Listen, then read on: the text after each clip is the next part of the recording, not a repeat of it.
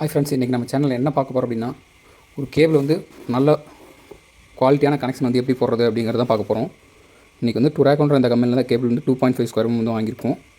Video skip பண்ணாமல் பாருங்கள், ஃபுல்லாக எப்படி கனெக்ஷன் போடுறது அப்படிங்கிறத தெளிவாக பார்த்துடலாம். இப்போ வந்து நமக்கு தேவையான 2.5 ஸ்கொயர் 2 கேபிள் இருக்குது.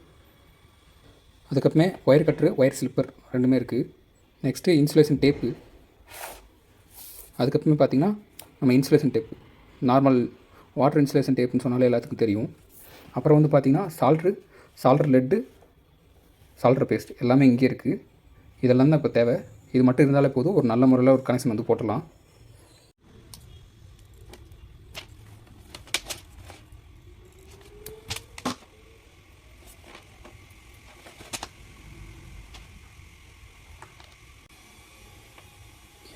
எதுக்காக இந்த அளவுக்கு கேப் போடுறோம் அப்படின்னா, இதுக்கு மேலே சால்ட்ரு லெட்டு வந்து வைக்க போகிறோம். அப்படின்னா தான் உள்ளே இருக்கக்கூடிய பவர் லாஸ் வந்து ஃபுல்லாக கம்மியாயிரும். இல்லை கேப் இருக்குது அப்படின்னா உள்ள ஸ்பார்க் வந்து நம்ம மேலே போடக்கூடிய அந்த இன்சுலேஷன் டேப் வந்து பார்த்திங்க அப்படின்னா பல்ஜ் ஆகிறதுக்கு வாய்ப்பு இருக்குது. சால்ட்ரு வைக்கிறதுக்கு முன்னாடி பார்த்திங்க அப்படின்னா நம்மகிட்ட இந்த மாதிரி வேஸ்ட்டான துண்டு ஒயர் இருக்கும். அது வந்து இப்படி 2 கோரை வந்து உருவி வெளியே எடுத்துக்கோங்க.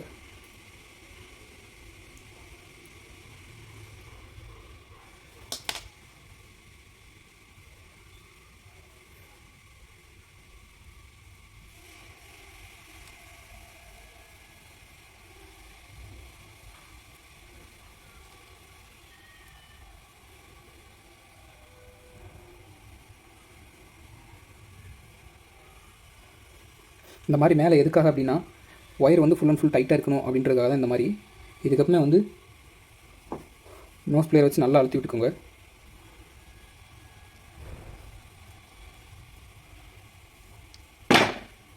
அதுக்கப்புறமே ஒரு முறை டைட் பண்ணிங்க அப்படின்னா டைட் ஆகும்.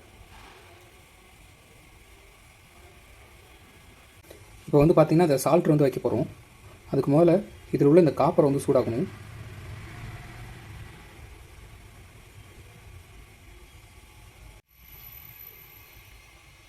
இப்போ வந்து நீட்டாக ஸ்டால்ட் வந்து வச்சாச்சு. எடுத்து பார்த்தாலும் நல்லா டைட்டாக இருக்குது. இதுக்கப்புறமே ஃபஸ்ட்டு வந்து பார்த்திங்க அப்படின்னா இந்த டேப்பில் ஒரு வாட்டி இன்சுலேஷன் கொடுத்துடணும். அதுக்கப்புறமே நார்மலாக இந்த டேப்பில் ஒரு வாட்டி இன்சுலேஷன் கொடுக்க வேண்டியதான். இதே ப்ராசஸிங் பார்த்திங்க அப்படின்னா இன்னொரு வாட்டி பண்ணணும். அப்படி பண்ணுறப்ப வந்து பார்த்திங்கன்னா குவாலிட்டி வந்து இன்னும் நல்லாயிருக்கும்.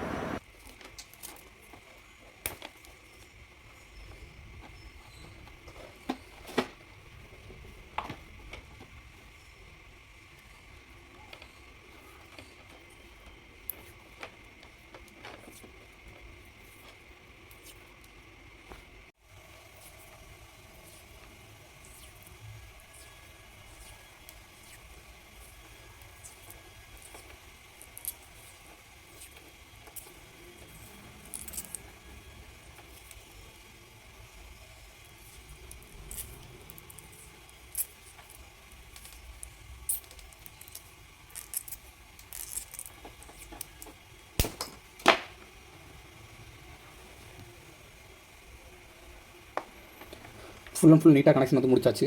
இதை வந்து டெஸ்டிங் பண்ணுறது டேரெக்டாக தண்ணியில் வச்சு டெஸ்டிங் பண்ணலாம். டெஸ்டிங் பண்ணி காட்டுறாங்க.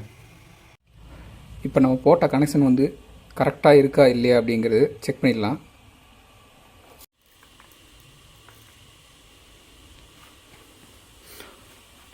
கனெக்ஷன் நான் கொடுத்துட்டு எம்சிபி வச்சு அதுக்கு லோடாக வந்து கனெக்ஷனுக்கு லோடாக வந்து பல்பை வந்து கொடுத்துருக்குறேன். இப்போ இங்கே ஆன் பண்ணிவிட்டு எம்சிபி ஆன் பண்ணுறேன். பல்ப் வந்து நல்லாவே பிரைட்டாக எரியுது. இப்போ இதில் வந்து எர்த்திங் பாஸ் ஆகுதா என்ன அப்படிங்கிறத தெளிவாக போய் செக் பண்ணிடலாம் வாங்க. எர்த்திங் வந்து எதுவுமே பாஸ் ஆகலை. அதுக்காக தான் நான் வந்து கை வந்து செக் பண்ணி பார்க்குறேன். ஃபஸ்ட்டு வந்து செக் பண்ணும்போது நம்ம இப்படி தான் வச்சு செக் பண்ணணும். எந்த வித எர்த்திங்கும் ஆகலை. இந்த மாதிரி இன்ட்ரெஸ்டிங்கான தகவல் தெரிஞ்சுக்கணுன்னா நம்ம சேனலை சப்ஸ்கிரைப் பண்ணுங்கள். தேங்க்யூ.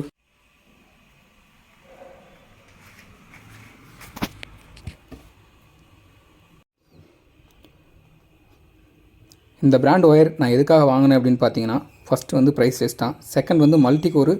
பட் மல்டி கோராக இருந்தாலும் உள்ளே வந்து 37 கோர் வந்து இருந்துச்சு. அதுக்காக தான் வாங்கினேன். முடிஞ்சளவு நீங்களும் உள்ள கோரை வந்து எண்ணி பார்த்துக்கோங்க.